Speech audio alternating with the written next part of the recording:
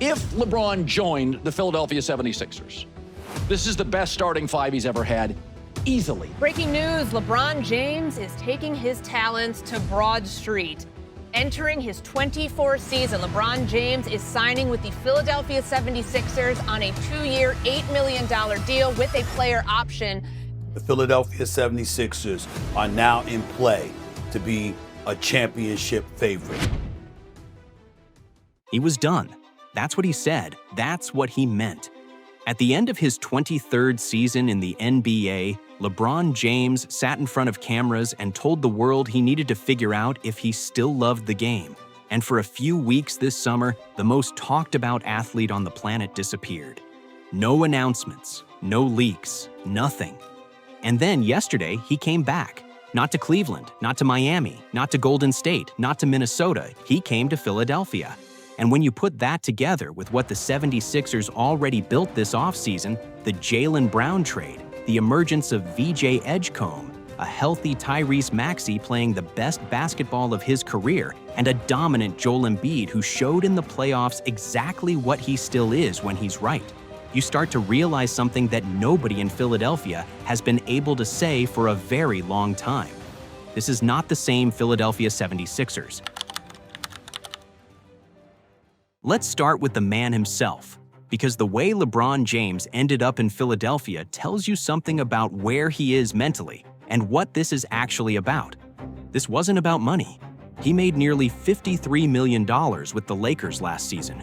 He signed a 2-year, $8 million deal with the 76ers, with a player option. He took a pay cut that most professional athletes wouldn't even consider, specifically because he wrote it himself. I'm not going for money, I'm not going for family. I still want to compete, to win, and to have a chance at the feeling of winning another championship. That's a man who has nothing left to prove, telling you he's not done yet. And let's be clear about one thing that keeps getting overlooked in all the LeBron is old conversation. Last season, at 41 years old, he averaged 20.9 points, 7.2 assists, and 6.1 rebounds per game across 60 games. He made his 22nd consecutive All-Star game. He averaged more points in his age 41 season than any player in NBA history had previously managed in theirs. The previous record in an age 41 season was Kareem Abdul-Jabbar at 10.1 points per game. LeBron more than doubled it. The conversation about whether he can still contribute at this level, the data settled that. The question isn't can he play? The question is what role is he walking into? And here's what makes the fit so interesting. LeBron and Embiid already know each other. They won an Olympic gold medal together in Paris in 2024. They've played together in high-pressure situations with everything on the line. Multiple Sixers already have history with James. Maxey has worked out with him in the summers. And new 76ers president of basketball operations Mike Gansey and LeBron go back to their Ohio high school days, where Gansey finished second to James in Mr. Basketball voting.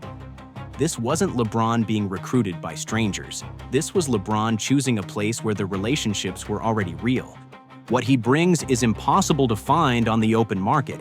He's the all-time leading scorer in NBA history. He's a 4-time champion. He's a 21-time All-NBA selection. He reads the game at a level that is so far ahead of anyone else on the floor that even in a reduced role, and his role here will be reduced, he makes everything around him better by just existing. His gravity off the ball, his reads in transition, his ability to make the right decision in late-game situations when the pressure is highest. Embiid, Maxey, and Brown are the stars of this team. LeBron knows that. He said as much when he said he chose Philadelphia because he believes he can help make them a championship team. Help, not lead. Help. That kind of self-awareness from a player of his stature, that's rare. And if this version of LeBron is anything like what we saw at the end of the Lakers' run last season, the guy who played the screener, made the skip passes, and executed his role at an insanely efficient level, then the 76ers didn't add a legend just for marketing purposes. They added a piece that actually fits. Here's the part nobody is fully grappling with yet. Jaylen Brown just had the best season of his basketball life. Not the best season relative to expectations, the best season of his career. period. He averaged 28.7 points, 6.9 rebounds, and 5.1 assists per game across 71 games for the Celtics this past season. He led the entire NBA in field goals made with 736, the first Celtic in franchise history to ever do that. He finished third in the league in total scoring. He was one of only 2 players this season to average at least 28 points, 6 rebounds, and 5 assists. The other? Luka Doncic. He made the All-NBA second team. He finished 6th in MVP voting. He had 7 40-point games. He had 1 50-point performance. He was a superstar operating at a level that most people didn't see coming, because for years, the criticism of Jaylen Brown was that he was a brilliant complementary player who couldn't quite be the guy on a championship team. And then Jason Tatum tore his Achilles, and Brown became the guy. And he delivered. So why did the Celtics trade him? That's a question for a different video. What matters for the 76ers is what they got and what it cost. Boston sent Brown to Philadelphia in exchange for Paul George, 2 first-round picks and 2 second-round picks. From Philly's perspective, that's a deal that gets better by the sentence. They swapped Paul George, who was a good player on a massive contract that never quite worked out, for a 29-year-old who just had a career year and is entering what should be his peak as a player. What makes Brown particularly valuable for this specific 76ers team is the role he's walking into. He doesn't need to be the guy here. He was the guy in Boston with no other star. In Philadelphia, he becomes the second or third option depending on the night, running off screens, attacking closeouts, posting up smaller defenders, making plays when Maxey and Embiid draw the attention. That's a version of Jaylen Brown that teams haven't had to deal with yet, a guy who can explode for 35 when needed, but who's operating in a system that doesn't require that from him every possession. Brown is also a legitimate defender, a player who can guard wings, help on Embiid rotations, and move his feet against the perimeter players who historically gave Philly the most trouble. That's not an accident. That's a piece that fits. And the thing about Brown that people keep sleeping on? His body. He's 29 years old. He played 71 games last season. He's durable in a way that other Sixers acquisitions simply haven't been. After years of watching star after star fall to injury in a 76ers uniform, getting a player who just played 71 games and was on the floor for every meaningful moment, that alone matters.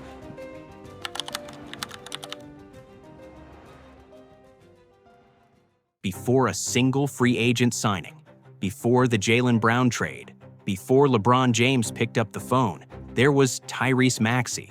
And if the 76ers are building something real, it starts and ends with him. Last season, the 25-year-old averaged 28.3 points, 6.6 assists, 4.1 rebounds, and 1.9 steals per game.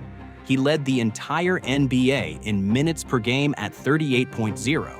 Not because he was forced to play heavy minutes on a bad team. He did it because he was the engine, the leader, and the safety valve all at once. He played 70 games. He was named to the All-Star game as a starter for the first time in his career. He made the All-NBA third team. He was the 5th leading scorer in the entire league. And he did all of that on a team where Joel Embiid appeared in just 38 regular season games.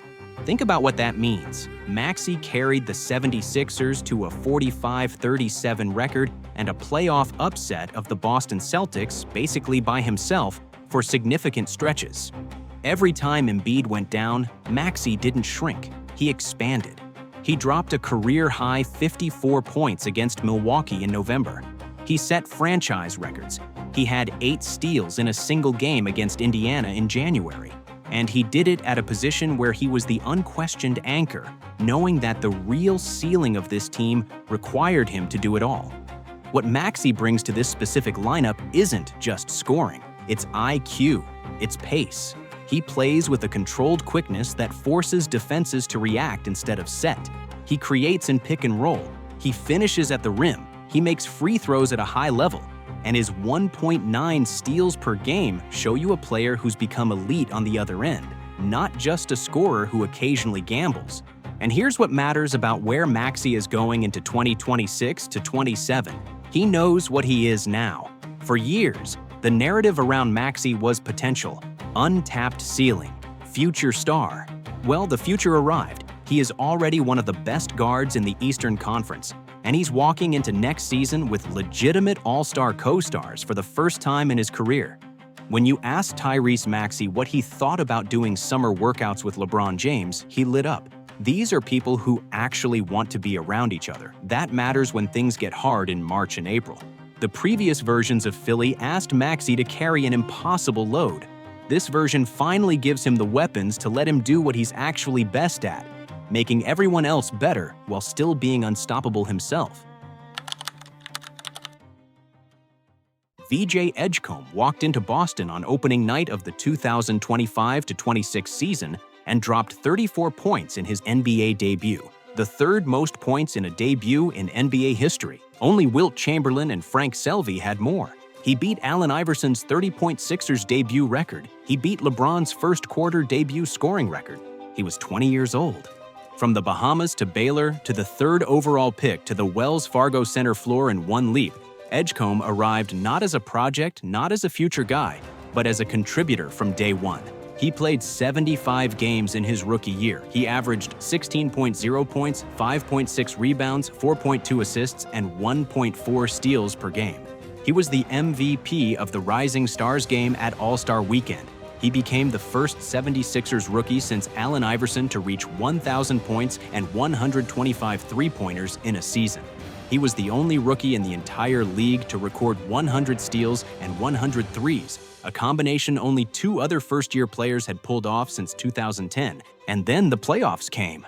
In Game 2 of the first round against the Celtics, with the 76ers needing a response after getting blown out in Game 1, Edgecombe went out and put up 30 points and 10 rebounds. He shot 6 for 10 from 3. He became the first rookie to have 30 and 10 in a playoff game since Tim Duncan in 1998.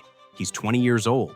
In a year where Cooper Flagg went first overall and won the Rookie of the Year award, the conversation about who was the best rookie in basketball was genuinely close. Edgecombe made the all-rookie first team as a unanimous selection. The Sixers didn't just get a piece in the 2025 draft. They got a franchise-altering player who operates like a second-year veteran. What makes Edgecombe so important to this specific team is what he does on both ends. He can be the off-ball threat that pulls defenders away from Maxey's drives and Brown's post-ups. He can get his own shot at any level. He plays with an urgency on defense that young players almost never bring, and he's forming a backcourt partnership with Maxey that looks like a cornerstone for the next decade. Think about the backcourts that win championships. Think about the combinations that have sustained successful franchises. Maxey and Edgecombe are 25 and 20 years old. That's not a backcourt for this season. That's a backcourt for the next 10 years.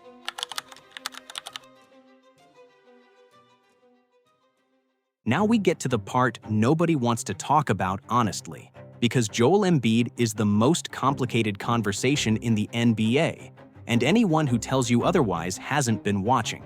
On one hand, when Joel Embiid is healthy and right, he is the most dominant big man in the game. He averaged 26.9 points, 7.7 rebounds, 3.9 assists, and 1.2 blocks per game last season. In the playoffs, even after being limited in the regular season, he showed up when it mattered. 24 points per game in the postseason, including a 34-point, 12-rebound performance in the decisive win over Boston. When he is on the floor at full strength, the 76ers are a completely different team. Everyone on the court benefits. Spacing opens up, driving lanes appear, everything gets easier. On the other hand, he played 38 regular season games in 2025-26. He played 19 the year before. In the last 2 regular seasons combined, he has appeared in 57 games. That's across 164 possible appearances. He's averaged 50 games per season across his career if you remove his first 2 years. And in the last 3 seasons, that number has cratered. This isn't a criticism. This is just the reality of the situation, and the 76ers know it better than anyone. The question that has defined this franchise for the last 3 years is simple. What happens if Embiid actually stays healthy? Here's what's different now. For the first time in years, Embiid doesn't have to be the floor raiser and the ceiling. Before, when Embiid went down, the 76ers fell apart. The roster around him wasn't deep enough. When Maxey had to become a 35-point scorer every night just to keep the team at 500, that's not a championship structure. Now, LeBron is there to bridge gaps. Brown is there to score in the clutch when Embiid needs a night off. Maxey can create and facilitate without needing to go supernova every possession. For the first time in Joel Embiid's career, the 76ers have enough around him that his load management isn't a death sentence for the season. And when he's locked in, which he showed he can still be, there's nobody better in the post, nobody better at drawing fouls, nobody who creates more gravity in a half-court offense than a healthy Joel Embiid commanding double teams while Maxey, Brown, and LeBron drift around the perimeter. The question isn't whether Embiid is good enough. We've known the answer to that since 2023. The question is whether they can keep him healthy long enough for the answer to matter. And that's the risk at the center of everything the 76ers just built. But it's a risk worth taking.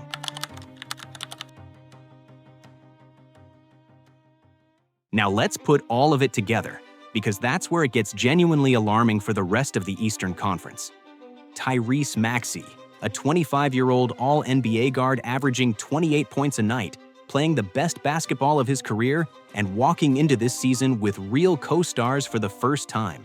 Jaylen Brown, a 29-year-old in the prime of his career, coming off the best statistical season of his life, operating as a second option in a system that doesn't need him to be a first option, which historically is when the most dangerous versions of players emerge. VJ Edgecombe, a 20-year-old who arrived as a franchise player in his first week as a professional, who is going to be better next year than he was this year, and the year after that, better still.